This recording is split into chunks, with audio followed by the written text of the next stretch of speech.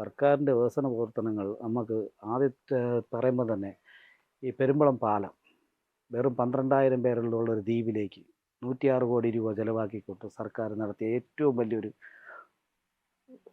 ഒരു വലിയ അതായത് ആ ജനങ്ങൾക്കൊരു പുണ്യപ്രവൃത്തി എന്ന് തന്നെയായിരിക്കും അവർ പറയുന്നത്. കാരണം ഇത്രയും കാലം അവിടെ തന്നെ നടന്ന ഏറ്റവും വലിയൊരു വികസനം അത് തന്നെയാണ് ഏറ്റവും നമുക്ക് എടുത്തു പറയാൻ പറ്റുന്നത്. രണ്ടാമത് നമ്മളെ ദേശീയപാത, പിന്നെ നമ്മളെ ആരോഗ്യരംഗത്തേക്ക് നമ്മൾ നോക്കിക്കഴിഞ്ഞാൽ നമ്മൾ ഇന്ന് ഓരോ ആശുപത്രികളിൽ ചെന്ന് കയറി കഴിഞ്ഞാൽ നമുക്ക് മരുന്നുകൾ, വികസനങ്ങൾ എല്ലാ രീതിയിലും നമുക്കിവിടെ ഉണ്ട്.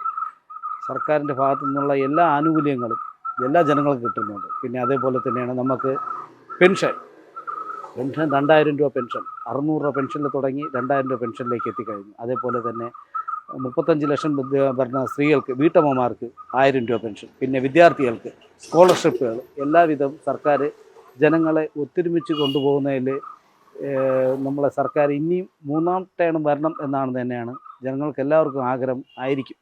അതിലൊരു മാറ്റവും വരില്ല എന്നാണ് തോന്നുന്നത്. പ്രധാനമന്ത്രിയുടെ ഫോട്ടോ നമ്മൾ കിട്ടുന്ന ലൈഫിൽ നമ്മളെ വീടിൻ്റെ ഫ്രണ്ടിൽ വെക്കുന്നതെന്ന് പറയുന്നത് നമ്മളെ അഭിമാനത്തെയും നമ്മളെ വല്ലാത്തൊരു അരോചകമായി നമുക്ക് തോന്നും. കാരണം നമ്മൾ വേറെ നോക്കുമ്പോൾ നമ്മൾ രാവിലെ എണീക്കുമ്പോൾ തന്നെ കാണുന്ന പ്രധാനമന്ത്രിയുടെ അവരൊരു ഫോട്ടോയിലാണ് ആ വീട് കാണുന്നത്. അല്ലാതെ നമ്മളെ സ്വന്തം വീട് എന്നുള്ള നിലയിലേക്ക് നമുക്കത് വരണമെന്നുണ്ടെങ്കിൽ ഇപ്പോൾ ഈ ലൈഫ് നമ്മളെ സർക്കാർ നടത്തിയതുപോലെ തന്നെ ആയിരിക്കണം അത് ഇനിയും മുമ്പോട്ട് പോകേണ്ടത്.